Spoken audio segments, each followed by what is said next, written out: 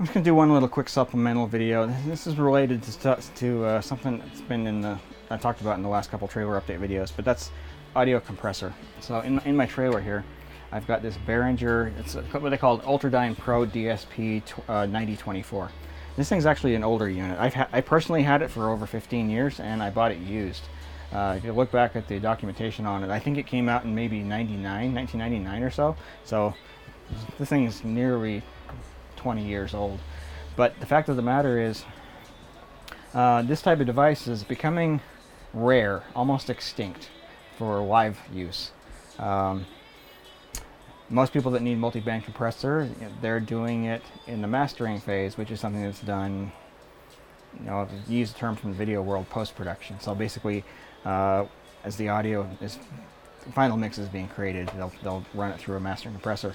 And most of the time they're doing that using software plugins, so because all the mixing is being done on computers at this point. Nobody's really doing analog mixing anymore. And so these types of devices have been going away, and I'm glad I've held on to this thing because it still functions great. It was one of the better units that was available in its day, and it produces a very natural sounding compression. Now, for those that are not familiar with the concept of compression, basically what it's doing is keeping audio levels in check.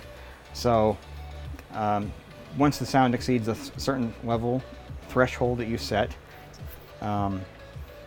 it starts to reduce the level beyond that. So for example, if I set a compression ratio of 3:1 or 4:1, which is kind of where I do what I do for when I want to be aggressive with vocals, and the level exceeds, say, minus 18 dB, any decibel level past louder than minus 18 gets reduced by a level of 4:1. So if the audio level goes 4 dB louder than minus 18, and I've got a 4:1 compression ratio, the level only goes to minus 17. So only 1 decibel higher instead of 4 decibels higher.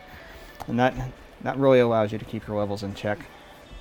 Without that, you've all heard the result. Like someone gets on a microphone and they speak really loudly compared to the last person that was on there, and the result is distortion or clipping. And compressors tend to help you to keep that kind of thing in check.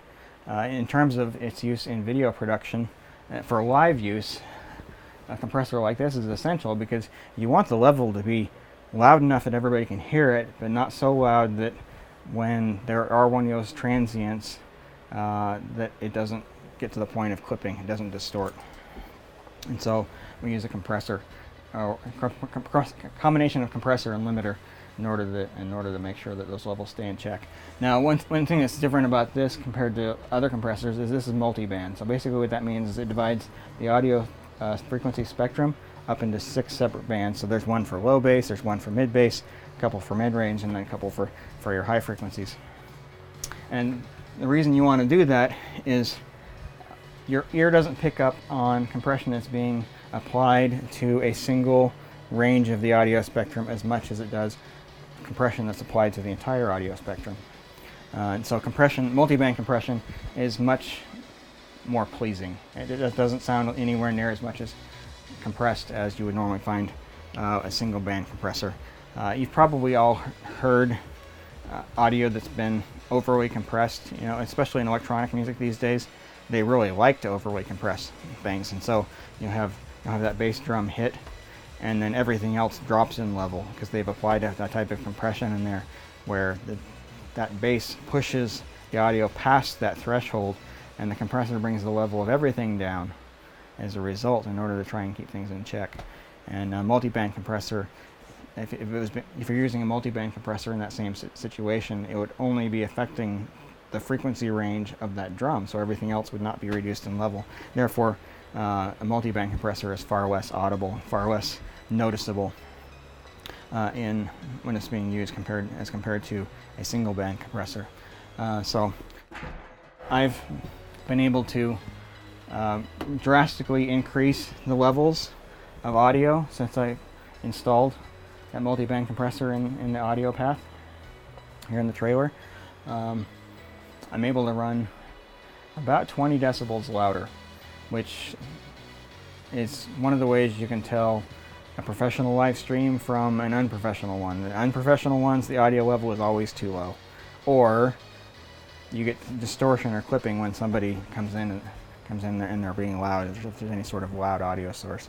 But I've been able to run about 20 decibels louder, which gets me up in a range, in terms of SDI, range of say -20 up to -12, which is a really healthy level. That's where you'd like to be if you possibly can. So having that compressor has made an absolutely huge difference in the quality of my audio. So there you go, just a little supplemental video talking about audio compression and multiband compressors and their use in video. So talk to you later.